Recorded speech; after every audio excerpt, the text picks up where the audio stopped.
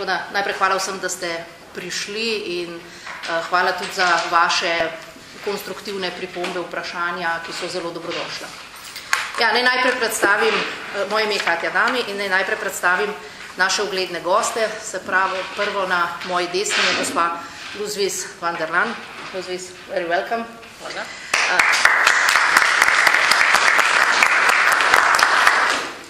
In seveda tukaj je tudi gospod magister Vojmir Urlep. Dobrodošli. Ja, naj dam najprej kratko predstavitev, čeprav verjamem, da marsikdo od vas naša gosta pozna.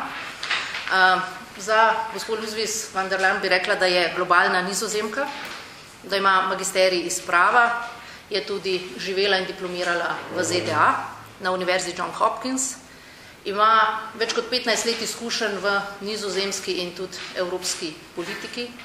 Veste, da Nizozemska je lider v demokraciji, izredno progresivna, da je na marsikakšnem področju ima stvari urejene tako, da kot si marsikakšna država ali pa ljudje samo želimo.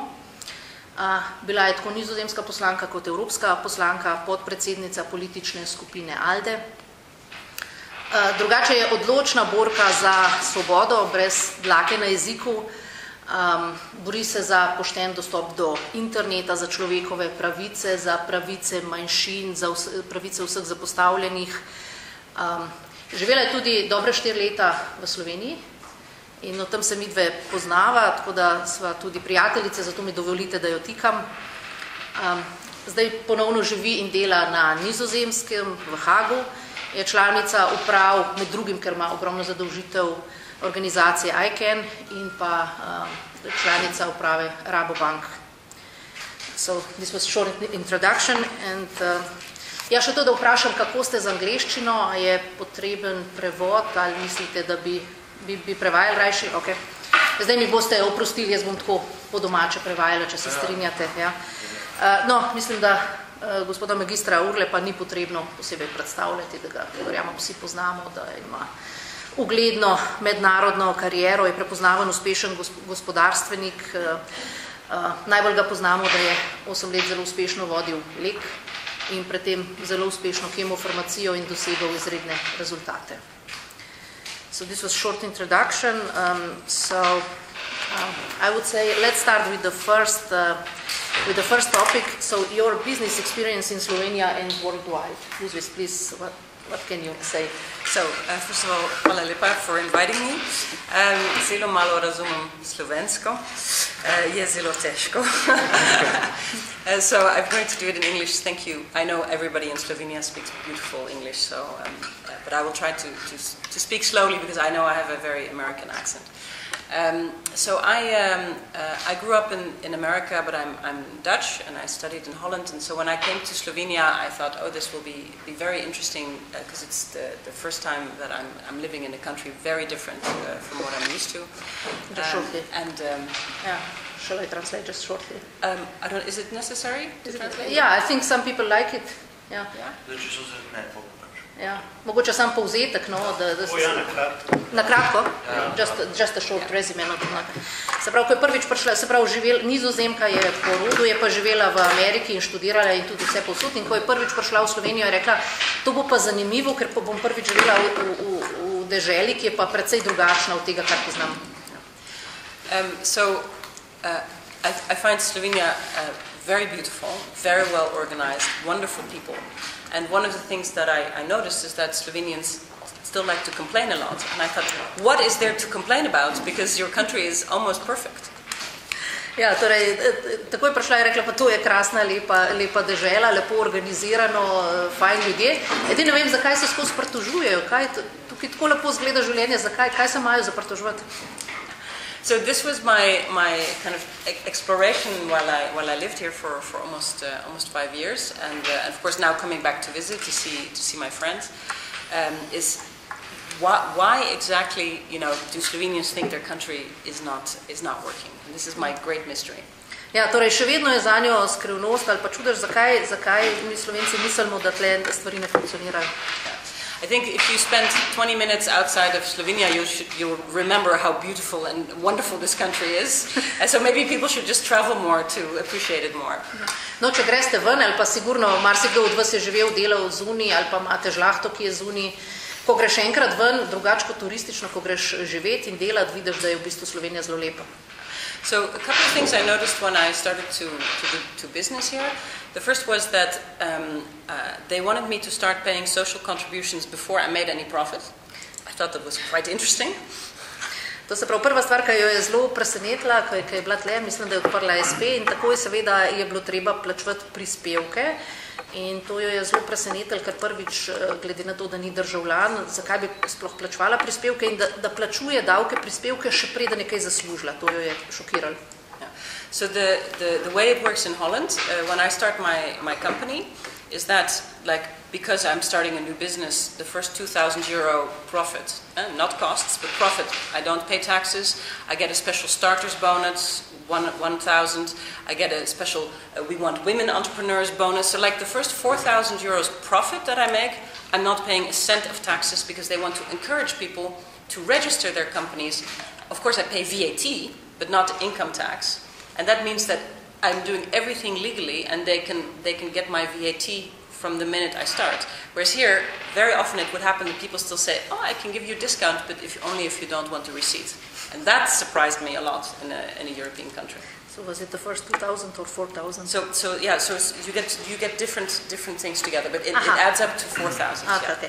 Ja, to se pravi, kako pa to funkcionira na Nizozemskem, tam zelo spodbujajo začetna podjetja, torej da greš, da odpreš firmo, da se upaš, te dosti podpirajo, se pravi, prvih 2 oziroma celo 4,000 evrov dobička, praktično ne plačaš nobenih davkov, se pravi ne davka na dobiček, plačuješ seveda DDV, ampak ne ostalih davkov, prispevkov, tako da imajo cel kup stimulacij, recimo za začetne firme, za start-upe, posebne stimulacije za ženske podjetnice in tako naprej. Medtem ko v Sloveniji ima pa to izkušnjo, da pa se z ljudmi zmeniš za eno ceno, pa rečejo, poslušajte, a bi šlo brez računa, pa bi pa bila cena drugačna. So the first thing that I noticed was, it's not easy to start a company and to make a profit. The second one is that there's still a lot of grey economy. And the third one I thought was very interesting, which I think is linked, but I'm trying to understand it, is that there seems to be a perception that when Slovenia became independent, a lot of public assets were stolen. That certain people got very rich and the Slovenian people in general did not get their fair share.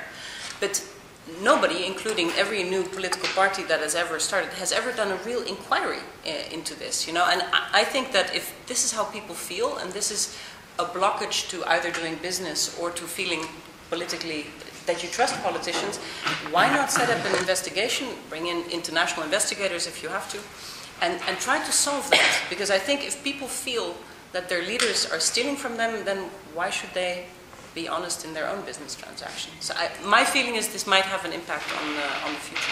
Yeah. Anyways, those were my 3 observations. Se pravi, te 3 stvari je takoj opazila, se pravi, težko je v bistvu enemu podjetniku začeti, odpreti firmo in kaj šele ustvarja dobiček, potem je veliko te sive ekonomije. Ne gre samo za sivo ekonomijo, ampak za neke vrste našo toleranco ali pa kako se to nam zdi normalno, ker si mislimo, se itak država mene ne podpira in v bistvu nekako je neka splošna percepcija, da je bila ta skupna družbena bivša lastnina pokradena strani manjšine in da ni nobena politična stranka naslovila, da bi naredila neko resno analizo ali pa preiskavo, magar mednarodno. Se pravi, da če ima posamezni volivec občutek, obstaja ena elita, ki pravzaprav si prilašča večino tega, potem tudi on nima želje, da bi sodeloval v tem. Yeah, so thank you, Luis, for your comments. To se pravi, gospod Urlep, kako vi opazujete to naše slovensko poslovno okolje, posebej, ko imate številne mednarodne izkušnje, kako pravzaprav lahko to primerjate ali pa komentirate? No, mislim, da že to, kar je bilo povedano, kar dobro in realno odslikava naše okolje, ne samo gospodarsko, ampak tudi splošno. Vsekakor je Slovenija majhen trg, majhno poslovno okolje, zato je naše gospodarstvo nujno obsojeno na izvoz, kar seveda ni nič slabega. Kajti pri nastopanju na tujih trgih se naša podjetja jačajo v spopadu z konkurenti, ki prihajajo iz številnih drugih okolij, iz okolij, ki delujejo drugače, kot deluje naše. In seveda to jih krepi in to jim omogoča, da tudi v tistih obdobjih, kot je bilo recimo obdobje zadnje globalne finančne in ekonomske krize, lažje preživijo. Zdaj, tisto, kar je pomembno poudariti, seveda je, da je naše okolje še vedno malo prijazno do podjetnikov in do podjetništva, kar se na eni strani kaže v izraziti hiperregulaciji s številnimi predpisi, ki jim je na eni strani težko slediti, na drugi strani pa seveda brez neke dodane vrednosti po nepotrebnem zapletajo življenje tistih, ki imajo ideje, ki imajo izdelke, ki imajo recimo storitev in ki imajo voljo, da to ponudijo na trgu. Po drugi strani je Slovenija še vedno relativno zaprta. Tudi splošni odnos Slovencev do tujega kapitala je še vedno precej negativen. Poglejte, če povem iz lastne izkušnje, Lek je bil prvo veliko slovensko podjetje, ki je bilo prevzeto strani tujcev. To je bilo v začetku leta 2003. Ko sem se jaz vrnil v Lek sredi leta 2007 in prevzel mesto predsednika uprave, je bilo še vedno splošno prepričanje slovenske javnosti, da je bila to ena največjih napak, ki so jo storili tedanji lastniki in tedanja politika, ki je dopustila, da je do tega prišlo. Ko smo začeli malo podrobneje raziskovati, na čem temelji to prepričanje, smo seveda prišli do zelo zanimivih ugotovitev, da večina tistih, ki je imela to prepričanje, je bila prepričana, da je v obdobju po prevzemu Novartis Lek spremenil v nek omejen pakirni center, kjer se izvajajo operacije nizke dodane vrednosti. Resnica je bila popolnoma nasprotna, kar lahko ilustriram samo z nekaj podatki. Lek je imel ob prevzemu 2400 redno zaposlenih, od tega jih je imelo 34% visokošolsko izobrazbo, torej dobra tretjina. Danes ima Lek nekaj manj kot 4000 redno zaposlenih, od tega jih ima nekaj manj kot 50% visokošolsko ali višjo izobrazbo. Lek danes zaposluje 200 doktorjev znanosti in približno še enkrat toliko magistrov znanosti in je največji razvojni center v okviru generične divizije Novartisa, ki razvija izdelke za ves svet. No in morda bi rekel še tretje. Ključni problem, ki se pojavlja pred slovenskim gospodarstvom, je obrnen zrcalna slika tega, čemur smo bili priča v obdobju najhujše krize. Če smo takrat imeli relativno visok delež nezaposlenih, se danes ta delež hitro zmanjšuje in podjetja so danes soočena s problemom, kako dobiti kakovostno, kvalificirano, kompetentno delovno silo. In pri tem zapirati meje za uvoz delovne sile oziroma postavljati neke omejitve pomeni seveda samo zaostrovati ta problem in pravzaprav žagati vejo nadaljnega uspešnega razvoja slovenskega gospodarstva.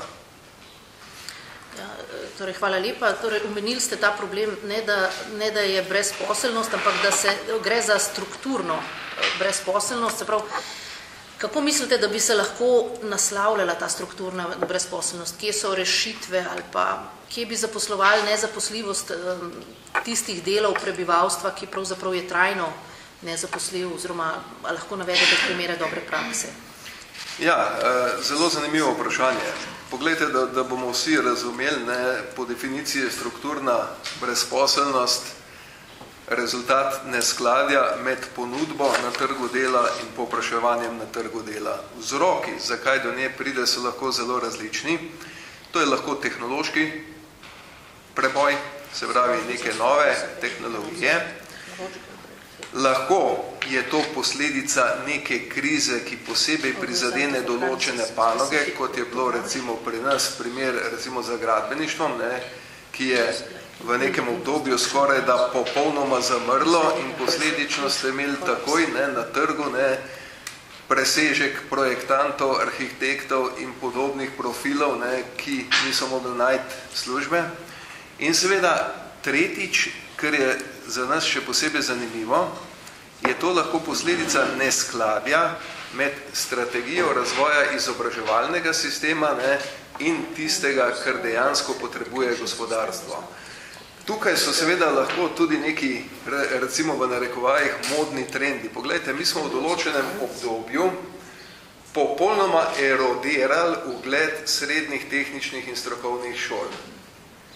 Posledično so se osnovnošolci množično preusmerjali na gimnazije, jih zaključili, nekateri niso nadaljevali, drugi so nadaljevali, vendar niso zaključili študija in nenadoma smo imeli na trgu poplavo gimnazijskih maturantov, ki so težko zaposljivi. Podobno seveda je tudi pri univerzitetnem študiju, kjer smo množično producirali različne profile z področja družboslovja, ki danes ne najdejo dela, zaradi tega, ker podjetja iščejo seveda popolnoma drugačne profile. Kako to rešiti? Zdaj, kratkoročno seveda za tiste, ki so že na trgu kot strukturno brezposelni, z do- in preusposabljanjem. Recimo primer dobre prakse, konkretno za gimnazijske maturante, vam lahko povem iz lastnih izkušenj. Mi smo skupaj z Gospodarsko zbornico Slovenije in še z nekaterimi drugimi podjetji iz podobnih panog oblikovali en program, ki se je imenoval Kocke, kjer smo predvsem gimnazijske maturante in pa nekatere druge srednješolske profile v roku enega leta v bistvu preusposobili za delo v farmacevtski in kemijski procesni industriji. To je bil formalni program, ki se je zaključil tudi z nacionalnim certifikatom, tako da so imeli ti potem priznano tudi ustrezno usposobljenost in so lahko seveda kandidirali za delovna mesta, kjerkoli se je iskalo tovrstne kadre. Dolgoročno pa je potrebno v bistvu uskladiti strategijo razvoja izobraževalnega sistema z potrebami, pričakovanimi potrebami gospodarstva. Poglejte, jaz sem tudi član upravnega odbora Univerze v Ljubljani. Univerza v Ljubljani se že nekaj let pripravlja, pa še vedno ni začela izvajati anketo zaposljivosti svojih diplomantov. In trdim, da je verjetno enako tudi pri vseh ostalih univerzah v Sloveniji, pri nas fakultete, pa tudi srednje šole, nimajo jasne slike, kakšna je sploh zaposljivost kadrov, ki jih producirajo. Po drugi strani pa tudi nimamo nekega zbirnega seznama predvidevanj potreb gospodarstva in v sklopu gospodarske zbornice smo že upravili neke aktivnosti, tako da bodo posamezne panoge začele sistematsko delati na pripravi pričakovanih potreb po kadrovskih profilih, recimo vsaj za naslednjo 3 do 5 letno obdobje, kolikor traja tudi en tak izobraževalni ciklus. Potem pa je treba spraviti skupaj v bistvu predstavnike gospodarstva oziroma gospodarskih panog in predstavnike izobraževalnih institucij ter seveda resornih ministrstev, da se te potrebe uskladijo dejansko tudi z vpisi na posamezne šolske smeri, da bomo prišli do tega, da bomo seveda producirali kadre, ki bodo imeli možnost zaposlitve v slovenskem prostoru. Gospod Orlep, hvala lepa. So, Liz, may I ask you the same question? Where do you see solution for removal of structural unemployment or measures for preventing unemployment? And can you perhaps tell us some good practices, etc.? Yes, me too. So I think, of course, the key first is education. And one of the things I observed when I was here living in Slovenia is the mindset of the students. I found very surprising. I give lectures all over the world, so America, Berlin, North Africa, and every time I give a lecture at a faculty, be it law, economics, politics, languages, social science, it doesn't matter, I always get a lot of questions, and I always get a lot of people coming saying, can I work for you? Except in Slovenia. And so the fourth time that I was giving lecture, I said to the professor, I'm not coming unless I get a question. And so she said, okay, we have to prepare questions for our guests. And I said, why don't they ask any questions? I said, well, because it's not important for passing the grade. And I said, but don't they have a curiosity? They have an interest. I'm a pretty interesting person with some provocative things to say. If your new generation has not a single question, I'm concerned, and so this I found very surprising and uniquely Slovenian, and I think somehow it's connected to the entrepreneurial aspect, which I think is again linked to the employment aspect. Sorry, I'm talking to let you translate and then I continue. This is very, very interesting, and I exactly know what you mean. Se pravi, prva stvar je sam izobraževalni sistem. Prva stvar, ki jo je zelo presenetila, je bilo miselnost ali pa obnašanje študentov v Sloveniji. Namreč ona predava po vsem svetu, po Evropi, po Ameriki, povsod in to različnim profilom, to se pravi in družboslovcem, jezikoslovcem, politikom, bodočim vse sorte. In dostkrat je po predavanju dobila veliko vprašanj, kako kaj, in tudi vprašanja študentov, a lahko delam za vas. In edino v Sloveniji noben ni nič vprašal. Zaprav, vsi so, predpostavljam, mislim, da vem, kaj misli, vsi so sedeli in bili tih in noben ni nič vprašal. Ko je ona nehala govoriti, je bila tišina. In potem je rekla organizatorjem, ne bom več prišla, kam nič ne vpraša, zgleda, mogoče ne zanima, kako, zakaj to. Potem pa so ji pojasnili, da to ne šteje za izpit. In je rekla, pa kako, izpit gor ali dole, jih ne zanima, kaj izvedeti.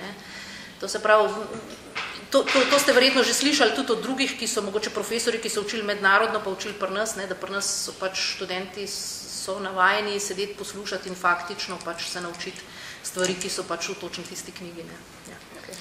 And so I spoke to many of the students. I said, so what do you want? And basically you get a small group who says, I want to leave Slovenia, and then a large group who says, I want to get a nice job in a government-run private corporation or in the government, and to go home every day at 4 and get a nice pension. And then I thought, yeah, but where are the, where is the real entrepreneurship? And I realized that it's not, because it's not easy to start a company and to be innovative, then I think this is somehow connected in the way the education is organized. Ja, in potem je vprašala študente, kaj pa v bistvu želite, pol po študiju. Eni so rekli, radi bi šli v tujino, ven iz Slovenije, in drugi so rekli, radi bi lepo fino zihar eno tako fajn službico, da se nekam navarno usedem. In ona je rekla, ja že, ampak kaj želite delati? Prav, da se zdi, da je to povezano z načinom, se pravi z izobraževalnim sistemom. So, two examples on how it's something we do in Holland. One is that we have a problem in Holland because everybody wants to go to university because they think that the schools of the applied science university, technical universities are not so respected. And so we are trying to now increase the image that if you don't go to gymnasium and you don't go to university, you can still be very successful, have a very good job. But this is really like a public, almost like a public awareness. And for the first time, one of our ministers said, I'm proud that my son is studying to be a technician. Not studying to be an engineer, but to work with his hands. And this was to raise the status, this was a Minister of Education, to raise the status of this kind of practical studies. This is a very important step. And then what you get is you get like large companies who work together with these schools, these higher schools, and say, we need IT engineers, we need people who can fix the motors of the cars, and then to educate the people in practical way. So like from the first day, they're actually learning skills that will get them a job, and then you can get 90% who actually have a job when they graduate. To se pravi podobno, kot je že magister Urla povedal, se pravi... Se nismo naprej uskladili. Similar, would we say? Very, very similar. I told them that we haven't aligned. No.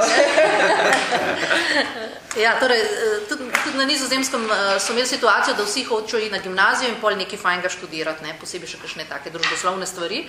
In da so prav investirali v promocijo konkretnih srednjošolskih programov, se pravi, da imajo ljudje en klasičen poklic, da ni glih treba, da grejo vsi na gimnazijo, in to v bistvu velike firme se povezujejo s srednjim šolam in delajo promocijo konkretnih znanj. So I have one of my advisory board positions is with something called the World Startup Factory, and we try to encourage startups of all kinds, usually technological startups they tend to be, and the climate in Holland for that is very good because there's lots of subsidies, lots of support you can get. And there was a lady that I met that I found very impressive. She said that when we train people for computer skills, computer sciences, like coding, hacking, these things, by the time they finish the 4-year computer science program, it's outdated. It's already useless, the skills. And she said, I can do this in 6 months. And she said, I'm going to do a coding boot camp. And so she wanted to test it. And she went to the unemployment services and she said, I need 30 people who are unemployed that I can try to make them into coding engineers. And the people at the unemployment office said, this is crazy, it will never work, these people are lazy, they love to get the unemployment benefits. And they said, you know what, you want to try? And so they took, like, from the bottom, the most hopeless 30 cases, these people who would never be able to learn anything. So here, go ahead. She took them, she trained them, and 90% of them had a job within 6 months. And she said, can you give me more? And they said, oh my goodness, how did this happen? And she said, you just have to educate people in a completely different way. And actually, some of the people who are not able to have normal jobs make very good engineers because, you don't need a lot of social skills to be programming computers. So let's take the people with the, we think are not so social because they are very good with computers. And this technology, just see what people's real abilities are and don't put them in university for 4 years, put them in a coding camp. Yes, thank you. I can add my example because my basic education is computer engineer and I know what we did on faculty. We just have mathematics and physics. I don't know how things are in space and so on, so nothing to do with the computer. Ja, to se pravi, en primer dobre prakse, recimo posebej na področju računalništva, kjer se stvari tako hitro razvijajo, da tudi če ti greš in 4-5 let narediš, se pravi, greš na faks, itak je znanje, če ga ne uporabljaš, je v 3 letih totalno out.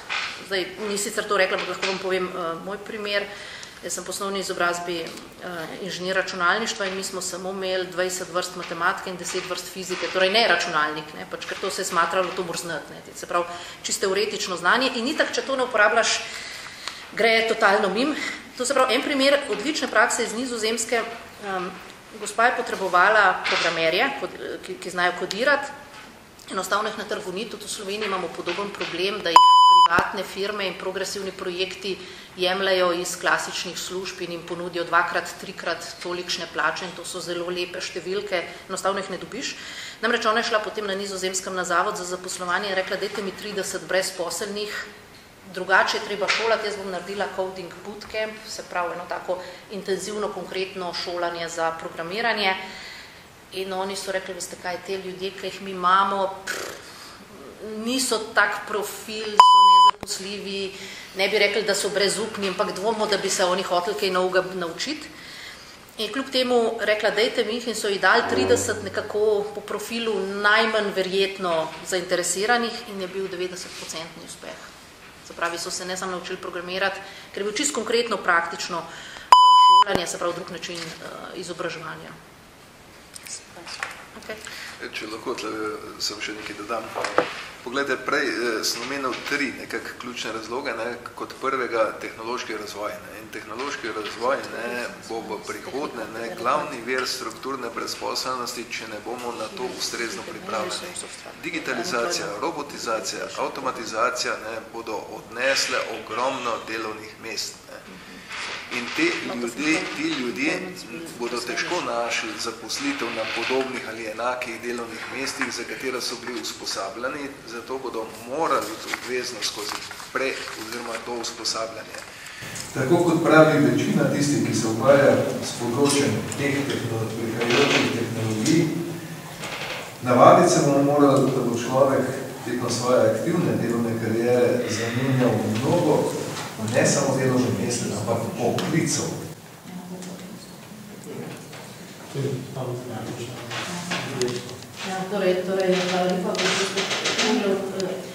Definitivno imamo izzive, da ljudi, posebej tiste, ki so, bi rekla, nezaposljivi ali pa težje zaposljivi, podpremo in jih ohrabrimo prvič v znanju, v sodobnih znanjih, v IT-ju, morda tudi v angleščini, torej, da to ni strah, ampak da to neka podpora in nek proces. So, how do you see the problem of brain drain? So like Melania. I mean, many others that She will be back. I don't know the statistics in Slovenia, so I don't know how big the problem is, but I've heard about it, that people who have ambition, have ideas, go there.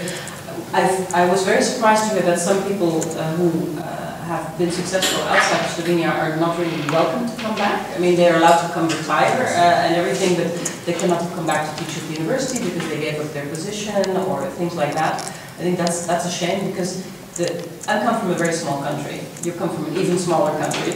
And I think the only way small countries can be successful, as you said, you have to be open, expert, you use your language skills. Slovenians have wonderful language skills. And you make sure that you keep a constant exchange with the outside world.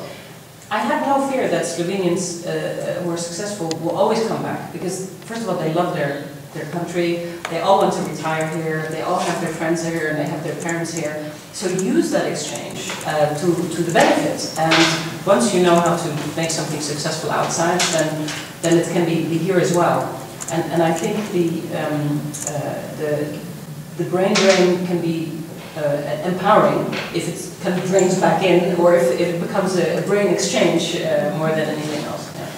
Torej, vprašanje je bilo, kako nasloviti beg možganov, se pravi, da v bistvu uspešni, pametni ljudje zapuščajo Slovenijo in pravi, da je to treba spremeniti v izmenjavo, pravi ljudi pritegniti nazaj, čeprav je včasih situacija, da nimajo ljudje, ki so zelo uspešni v tujini, in veliko Slovencev zelo uspešni v tujini, nimajo potem neke pozicije v teh klasičnih sistemih, verjetno misli šolske, zdravstvene ustanove, se pravi, ko so enkrat šli ven, potem ne morejo prideti noter na neko ustrezno mesto. Ampak po drugi strani uspešni Slovenci radi pridejo nazaj, ker so navezani, ker imajo družino in vsekakor je treba to podpirati, delati na tem. Prav, gospod Urlek, če še vas vprašam, v bistvu beg možganov, kaj mislite, da bi bilo treba narediti, da bi odpravljali razloge in pritegnili te ljudi, da bi se vrnili nazaj, ali v izmenjavi, ali permanentno? Ja, no, beg možganov prav gotovo je problem in postaja vse večji problem Slovenije. Zdaj, če ste slučajno poslušali, ste bilo v četrtek na TV Slovenija 1, kjer so te dodaje Tarča, dobro sem podobno, je direktor inštituta Jože Štefan povedal, da vsi doktori znanosti tam potem nekje po 35. letu skoraj da brez izjeme iščejo službo zunaj. Zdaj, eno od problemov je prav gotovo plača, čeprav ne največji, da se razumemo, in tega seveda naslavljamo v tistem delu, ko govorimo, kako bomo razbremenili oziroma poskušali razbremeniti previsoko obdavčeno delo v slovenskem prostoru, tako da se ne bi toliko zadržal na tem delu. Drugi, mnogo pomembnejši motiv pa je, da seveda v Sloveniji na številnih področjih zaradi različnih razlogov ti mladi, perspektivni, kreativni kadri, ki imajo veliko idej, nimajo pravih možnosti samopotrjevanja in razvoja svoje osebnosti na svojem strokovnem področju. Tako da, če želimo zaustaviti seveda ta trend, potem moramo ustvarjati delovna mesta, ki bodo mladim dala možnost osebnostnega razvoja, tudi na tistih najzahtevnejših področjih. In to pomeni, moramo biti družba znanja, družba seveda ki ceni znanje, tudi ustrezno vrednoti. Poglejte, spet primer iz moje osebne prakse. Veliko smo vsako leto organizirali dva dogodka. En je bil tako imenovani regionalni biocamp, drugi pa karierni zajtrk. Na prvega smo vabili vrhunske študente do in podiplomske z področja naravoslovja, medicine in sorodnih ved. In smo nekako na 2,5-dnevni delavnici jim omogočili stik z vrhunskimi strokovnjaki iz te panoge in jim dali možnost, da iz prve roke dobijo informacije o tem, kakšne so možnosti osebnostnega razvoja in kariernega razvoja v tej industriji. Na drugem dogodku, še zanimivši karierni zajtrk, ki je vsako leto takoj po novoletnih praznikih, smo pa ciljano vabili slovenske študente, ki študirajo v tujini. In jim predstavljali možnosti njihovega kariernega razvoja v okviru Leka in širše potem naprej v okviru Novartisa. Ne boste verjeli, kako velik je bil interes in dejstvo je, da se je med njimi marsikdo odločil in se vrnil in danes zadovoljno dela v Lekovih razvojnih laboratorijih in na drugih področjih. V Sloveniji imamo ogromno podjetij, ki so razvojno izjemno aktivna in uspešna na številnih tehnološko zelo zahtevnih področjih. Če bi znali ta podjetja povezati in organizirati take dogodke na širšem nivoju, ne samo vsako posamično podjetje, in povabiti naše študente, ki dejansko študirajo zunaj in predstaviti možnost razvoja njihovih karier, verjemite mi, da bi se jih veliko vrnilo. Vendar je pomembno to, da se to naredi v tisti relativno zgodni fazi njihovega zdomstva, kajti potem, ko se enkrat ustvarjajo družino v tujem okolju, ko se asimilirajo oziroma pustijo korenine, takrat jih je mnogo težje dobiti nazaj. Hvala lepa. Če se navežemo, ravno kar smo praznovali praznik dela 1. maj, v bistvu na eni strani lahko slišite take delavske parole in na drugi strani želimo biti učinkoviti. Kako mislite, da lahko sobivajo, prav na eni strani visoka socialna varnost, visoka kvaliteta življenja in po drugi strani visoka poslovna učinkovitost? Ker včasih pa nekaterih podjetjih vidite očitke o nizki produktivnosti, zaposleni navajajo izgorelost, mobbing, se pravi, kako to preprečujete oziroma naslavljate? Ja, predpogoj in obvezni pogoj za to so bitje je uspešno gospodarstvo. Kot sem že povedal na kongresu stranke, uspešno gospodarstvo lahko funkcionira brez socialne države. Socialne države brez uspešnega gospodarstva ni. Poglejte, primer takega sožitja so številne države. Skandinavske, Nizozemska, recimo tak primer. Seveda uspešno gospodarstvo, kot rečeno, je nujen pogoj, ni pa samo po sebi zadostni pogoj za to, da bomo imeli tudi socialno državo in da bodo vsi državljani od uspešnega gospodarstva nekaj imeli. Tako da tukaj je pač potrebno postaviti, gojiti in negovati ustrezne vrednote. Žal ugotavljam, da ne samo v obdobju zadnje krize, ampak tudi že mnogo prej, smo v Sloveniji izgubili celo vrsto tistih vrednot, ki mora krasiti vsako socialno odgovorno družbo. Tisti čut do sočloveka, ki mu je treba pomagati takrat, ko rabi pomoč, ki mu je treba omogočiti osebnostni razvoj. In seveda, če teh vrednot ni, potem tudi uspešno gospodarstvo samo po sebi ne bo omogočilo, da bi vsi državljani od tega imeli toliko, da lahko dostojno živijo. Zdaj, kar je tukaj pomembno še za poudariti je to, gledajte, učinkovit poslovni sistem ne pomeni, da moraš vsakega zaposlenega ožeti in iztisniti iz njega vse tisto do zadnjega atoma, kar lahko da. Ne, nasprotno. Ti moraš z ustrezno organizacijo delovnih procesov, z sodobno opremo, z varnimi delovnimi mesti, predvsem pa z vključenostjo vsakega posameznika v delovni proces tako, da lahko dejansko prispeva in se počuti del sistema, del tima, doseči to učinkovitost.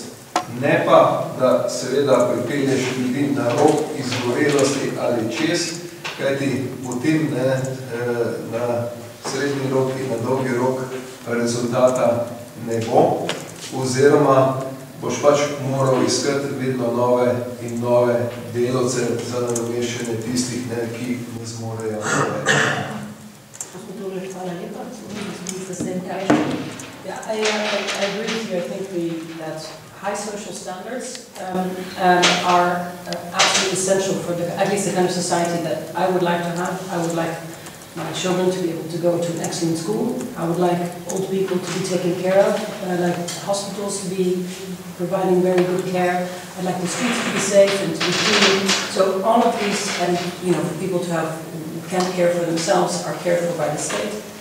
All of this costs money. And so the only way that you can have this kind of society in which everybody can flourish is that money is made, and that we don't punish the people for making the money, but we encourage people to make more money. So we encourage entrepreneurship, we get rid of bureaucracy, we get rid of hyper-regulation, because only when a society is economically prosperous are enough taxes being paid voluntarily to invest in the ecology, in nature, in schools, in roads, and all the things that we need. So for me, they go very strongly hand in hand, and that for me is the essence of why I would call myself, my party calls itself social liberals. So the idea is that we think that you should have a healthy economy so that everyone can be prosperous, and then we can have the finances to make sure that the state can take care and stimulate those who can't, and to create a level playing field for everyone. Thank you. Ja, torej, definitivno prva stvar so visoke socialne vrednote. To se pravi, gre za eno osebno varnost, gre za to, da imajo otroci možnosti v kvalitetne šole, da lepo skrbimo za upokojence, starostnike, se pravi, da lahko normalno živijo, da imajo, oziroma vsi, da imamo dostop do zdravstvenih storitev, da je okolje varno, da so ceste v redu. Se pravi, ne smemo v bistvu kritizirati ljudi, da hočejo zaslužiti, ampak jim moramo pomagati pri tem, da bojo zaslužili, ker v bistvu vse stvari lahko gradiš, ko imaš denar. Se pravi, revežem ne pomagaš, če se jim pridružiš. Se pravi, prva stvar, odpraviti to prereguliranost, to pretirano birokracijo, sploh za majhne podjetnike, za obrtnike, za majhne SP-je. Včasih človek dobil vtis, da več časa potrebujejo za papirje, pravila, kot pa za izvajanje svoje osnovne dejavnosti. Zaprav, če so te stvari urejene, da država funkcionira, da imamo vsi kvalitetne storitve, potem ljudje radi plačujejo davke, ki imajo občutek, da se s temi davki nekaj gradi, da je boljš za naše otroke, za naše starše in enkrat tudi za nas. Se pravi, stranke, s katere prihaja, se imenujejo v bistvu socialni in liberalni in zagovarjajo absolutno te vrednote. And then the point you have about low productivity and burnout is something that we tend to see a lot in people who work in government organizations, because the government bureaucracy just kills creativity, personality, independence, responsibility. And one of the reasons that it doesn't work in Holland is because you cannot fire anybody, even if they're completely incompetent. So it's very, very hard to fire someone. And one of the things that my party did is to change the law on protecting of jobs, because yes, it's important that workers have protection, of course, but at the same time, if you have everybody who has been in the private sector knows it, or any job, if you have one person in the team that doesn't work, it demotivates everybody else. And so this is something where you need much more flexibility and to be able to make sure that everybody's doing it. And whether you're in a hospital or in a school or in a private company or in a government, everyone in the team needs to be of a certain standard, because you cannot have 10 good people lifting one bad person up, one bad person who pulls everybody else down, and that's demotivating, and that's why people get burned out. Exactly. Ja, to se pravi, to ste razumeli, ne? Če imamo v gajbi eno gnilo jabolko, potem počasi vsa bojo zgnila. Se pravi, probleme nizke produktivnosti pa morbidne izgorelosti je treba naslavljati z prilagodljivostjo, da je to bolj fleksibilno.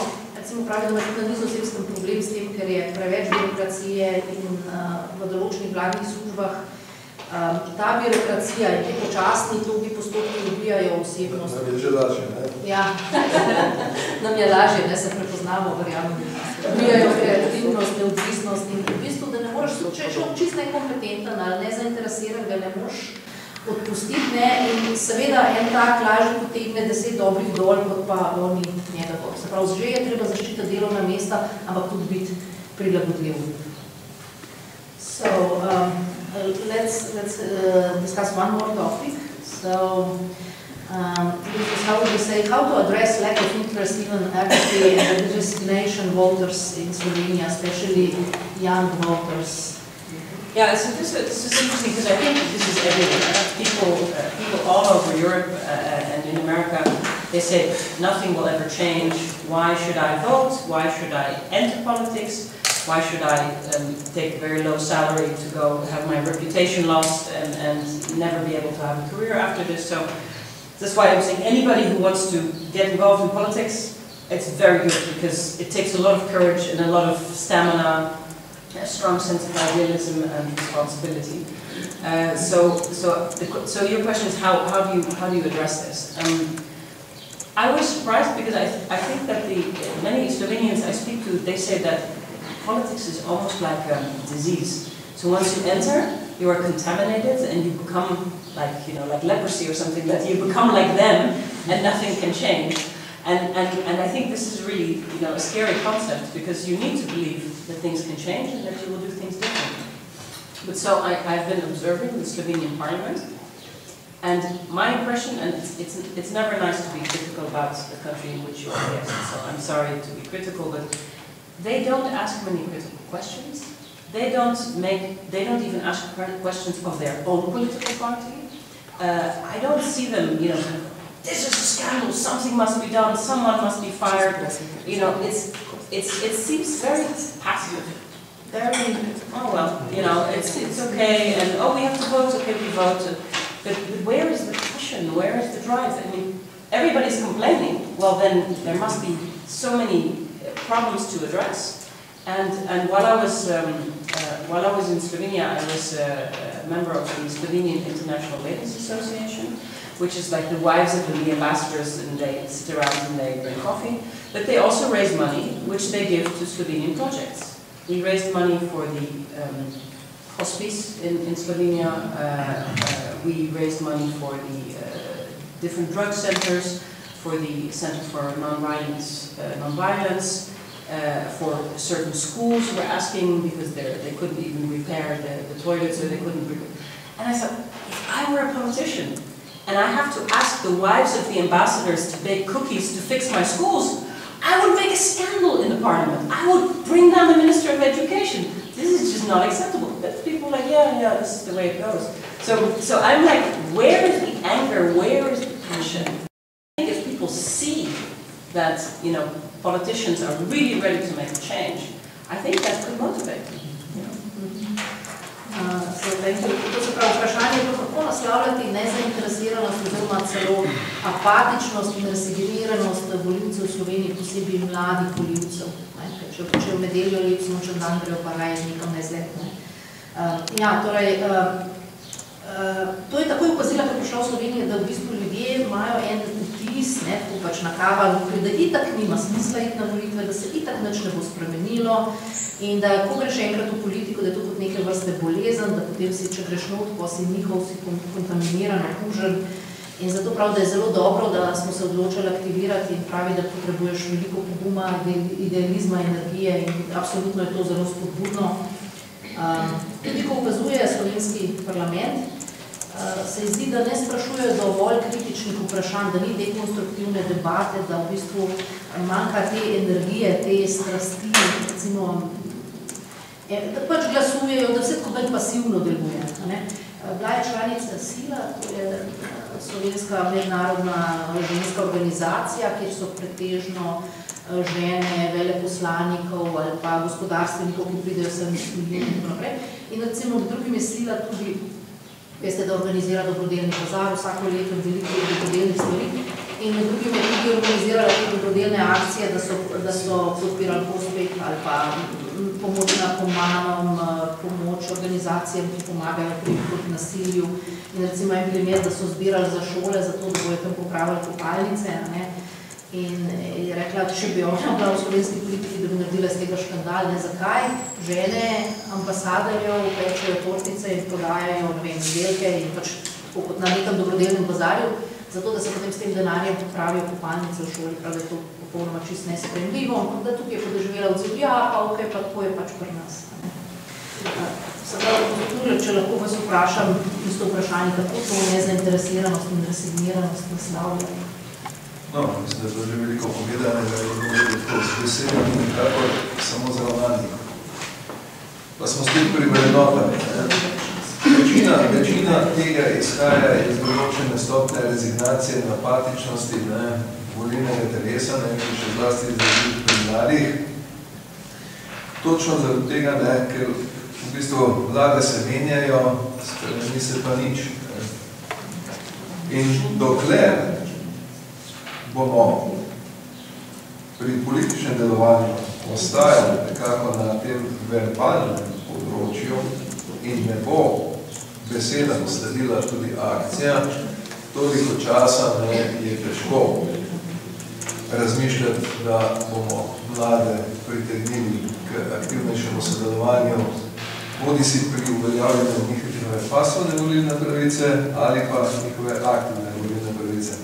Poglejte, ne nazadnje, tako kot je bilo že povedano, to ni samo slovenski problem, to postaja se bolj splošen problem. Upam si trditi, da Brexita verjetno ne bi bilo, če bi bila udeležba mladih na referendumu višja kot je bila.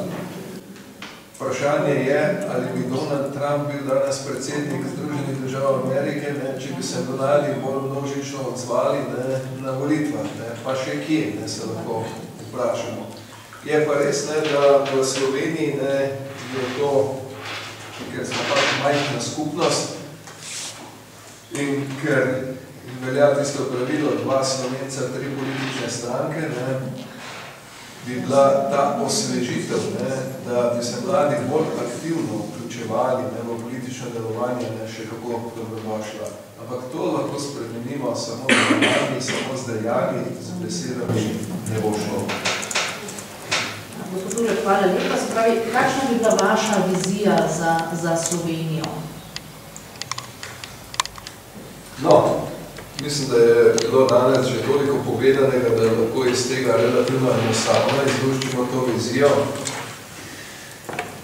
Slovenska vizija in razvoj Slovenije mora temeljiti na trdnem temelju, ki ga predstavlja uspešno gospodarstvo. Zato moramo dejansko ustvariti stimulativno, odprto, mednarodno konkurenčno, predvidljivo poslovno okolje, sporedno pa začeti ponovno graditi tiste vrednote, ki smo jih po osamosvojitvi žal prehitro izgubili in omogočiti, da bodo seveda učinkov uspešnega gospodarskega razvoja deležni vsi, ne samo nekateri. Da bomo dejansko razvili družbo, kjer bo vsakemu omogočen dostop do zdravstvenega varstva brez nepotrebnega čakanja tam, kjer to pač lahko pomembno vpliva na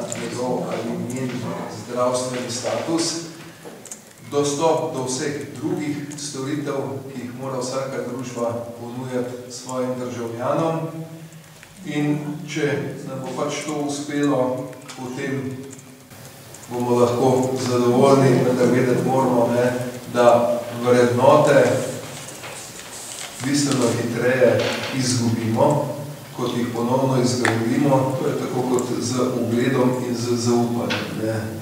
Eno in drugo lahko zgubiš zelo hitro, pridobiti nazaj oziroma izgraditi nazaj, je pa mukotrpen proces. Hvala lepa. What would be your vision for Slovenia? So, I think it would be very nice to have politicians with vision, because this is one of the things that I lived here for 4.5 years, 3 prime ministers, and I would try to figure out where do you want to go with this beautiful country, and it wasn't clear to me. So I think, point one, you need a vision, and I hope this new party will come up with something that can motivate and make people enthusiastic. If I were Prime Minister of Slovenia, I would say that you have to take what is your basic characteristic. You're small and you're homogeneous, and you make that your strength. If you're small, 2 million people, homogeneous, almost no immigrants, no big cultural clashes or things like that going on, you can do all kinds of real social experiments that nobody else can. You could introduce basic income. You could say, we are becoming the center of internet technology, and we are going to do everything we're going to make our whole administration with blockchain, so that it's completely verifiable and stops corruption. We can, there's so many experiments that you could do, and say, precisely because it's so small and everybody knows each other. It could be incredibly innovative. And if I look at the new generation of people, what do? They work with a laptop, and they want a good quality of life. They should all move to Slovenia. You can go skiing in the morning, go to the beach in the afternoon, and in between contact your clients from an internet cafe having amazing wine or great coffee. This is such a great country to do all of this, that I don't see why it can be so difficult for consecutive prime ministers to not come up with saying, let's take everything that's great about it and make it our brand. The Swiss have a brand, and I think the Slovenians need a brand. And you can't be, a mini Switzerland. It has to be your own brand. And then I look at everything you guys do well, quality of life, really, really wonderful. Make that a strength. Make sure everybody can enjoy it. Tourists enjoy it too. And the analogy that I always use is that, every Slovenian has a vegetable garden, right? So, democracy is like a vegetable garden. You have to constantly be weeding, planting, paying attention. And 1 year your pumpkins are great, the other year the apple trees do well, 1 year your carrots don't make it. These things, but you got to keep at it. You got to keep working and experimenting. And now we plant something new, and now we try something again. But hoping that just because everything's fine, it will stay. No, then the weeds will come and nothing will grow.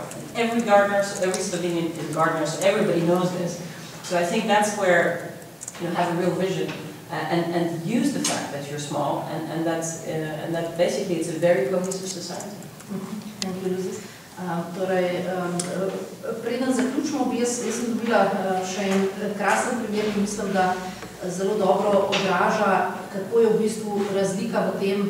Eno so ideje, ampak kako je važna sama implementacija, sama akcija, kot pravi gospod Jurlep. Torej, to je čisto ena anekdota, mi ne zamerite, da jo še povem pred koncem. Anekdota govori o korporaciji, kjer se je direktor enega sektorja upokojil in je uslužbenski bil tam dolga leta, mislim, da je bil 15 let zaposlen in je bil seriozen in zanesljiv in vedno je točno prišel v službo, nikoli ni nad zamudil, nikoli ni pozabil, vedno je imel srajco, kravato, skratka, vse po pravilih naredil in nekako pričakoval, da bo zaradi staža on prevzel to direktorsko mesto. Vendar pa je presenetljivo direktorsko mesto dobil nekdo, ki je bil pri firmi šele 15 mesecev. In je ta, ki je bil starejši po stažu, šel vprašati šefa, zakaj, da pač razumem, pa zakaj ni on dobil tega direktorskega mesta in je rekel, ti bom razložil, ampak prej imam še eno prošnjo.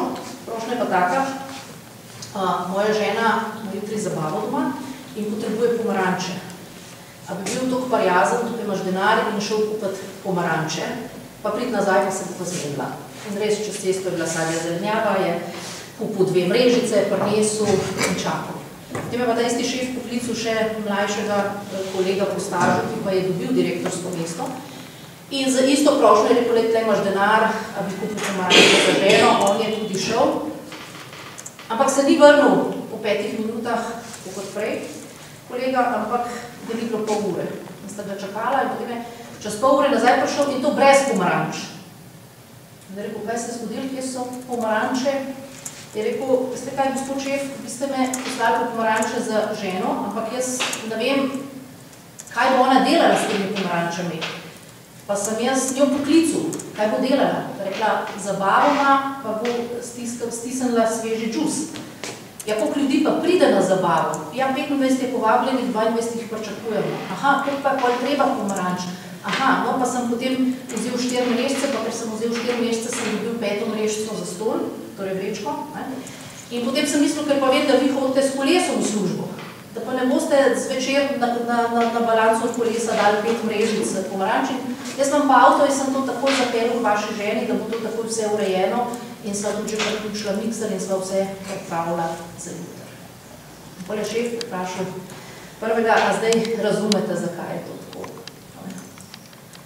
Torej, jaz tudi želim, da bomo v Listi Marjana Šarca uspeli narediti prave implementacije in preden čisto zaključimo ta dogodek, bi še vas pozvala, če imate komentarje, vprašanje, skratka, da bi izkoristili naša gosta.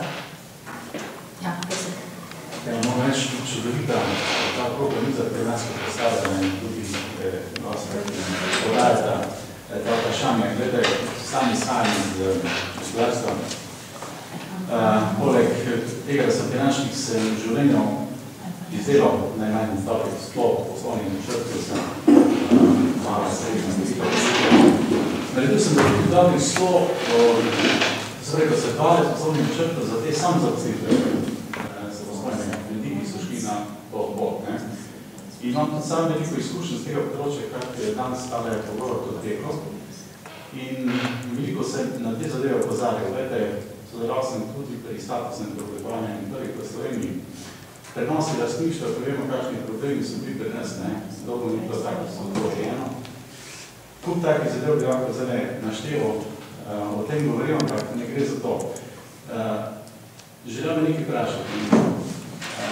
Mene moti nekaj v tej slovenski politiki in zgodovinsko, da vedno delamo nekaj svoj model.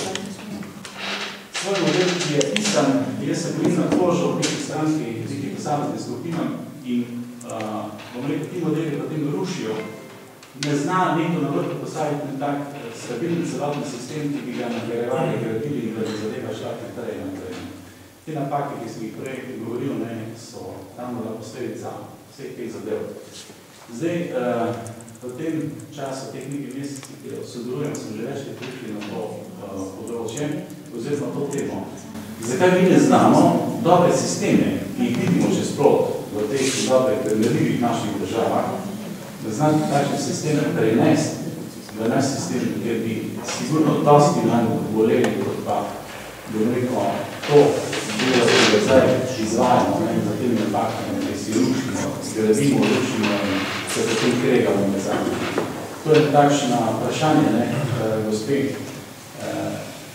recimo ta model, kako bi, recimo predvsem zaradi zdravstvene reforme, zaradi reforme,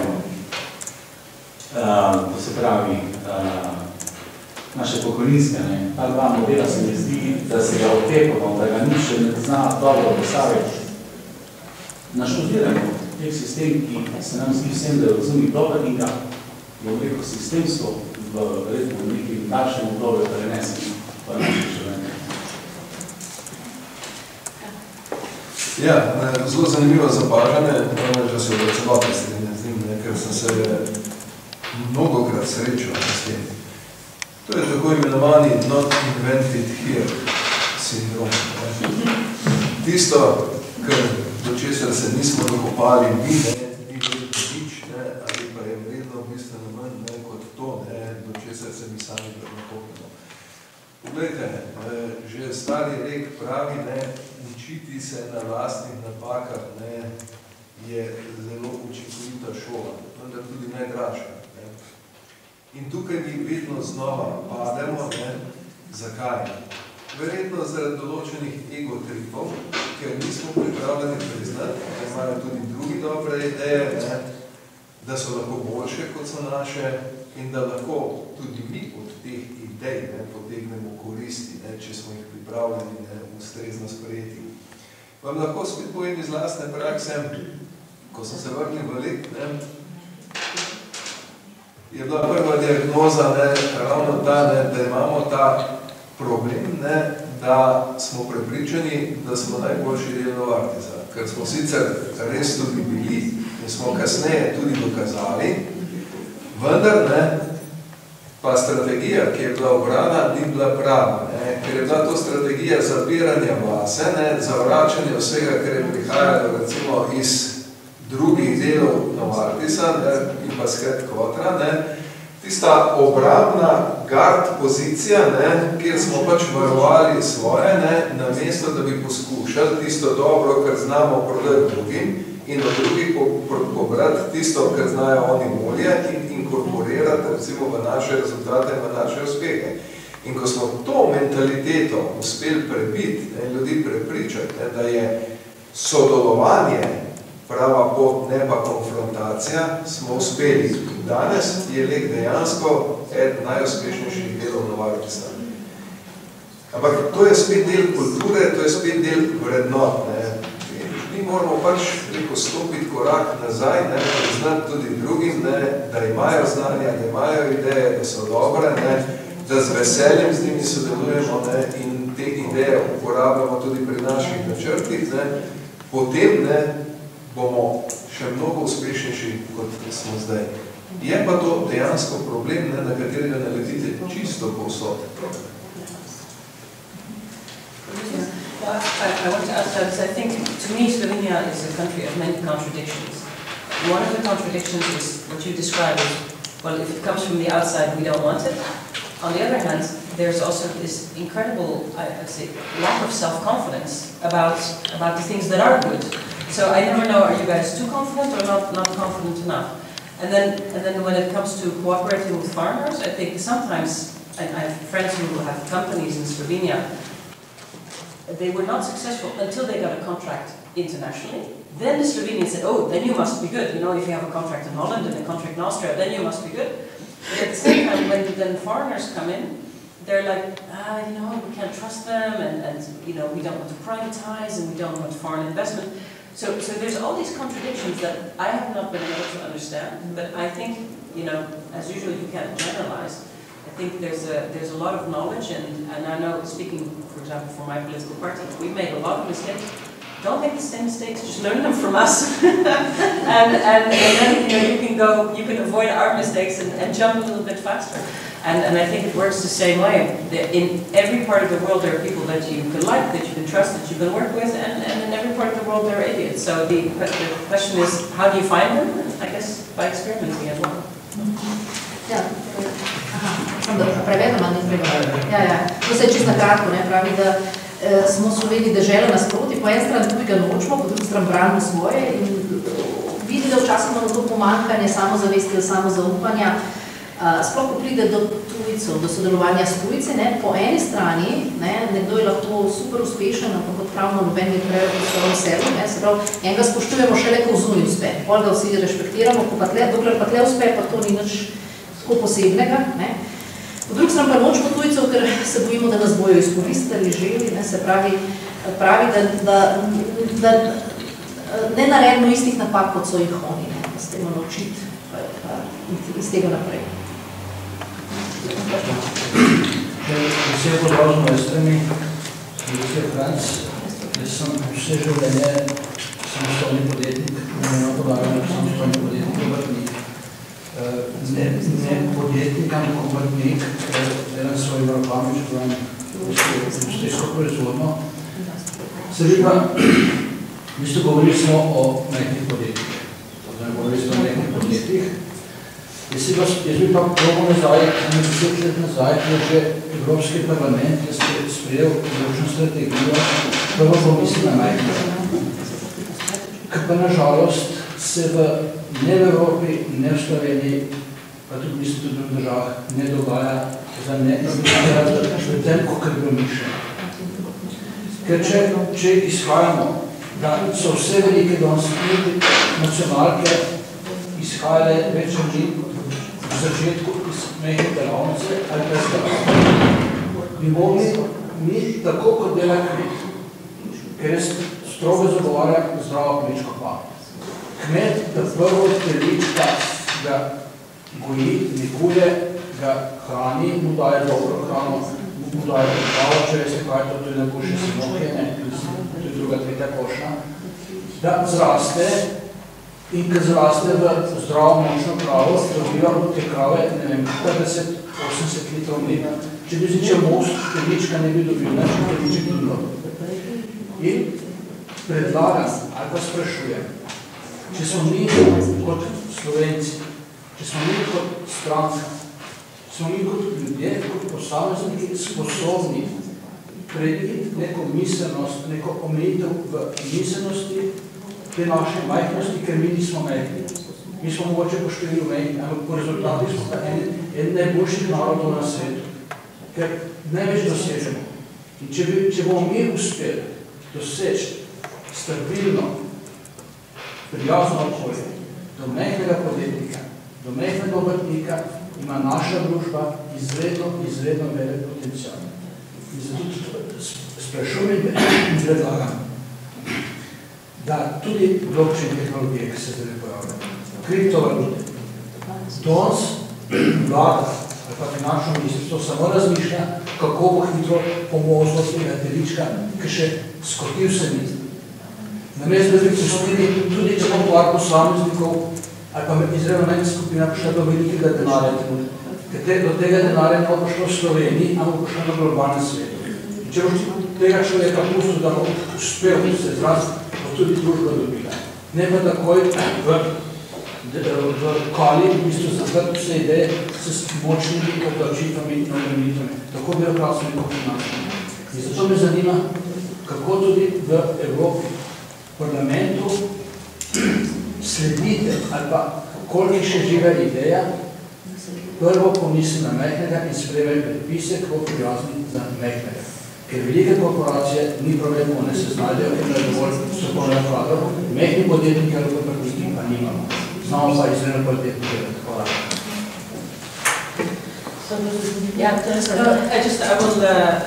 I love your analogy of you don't milk the big cow, because then you kill it off, and I can tell you, you can also tax the big cow so that you kill it as well. So it's important to always make sure that you care for the suppliers of the milk industry. So Europe, of course, does no taxes, and so this is very much where Slovenia itself has its own possibilities to have high taxes, low taxes, stimulating taxes, or killing taxes.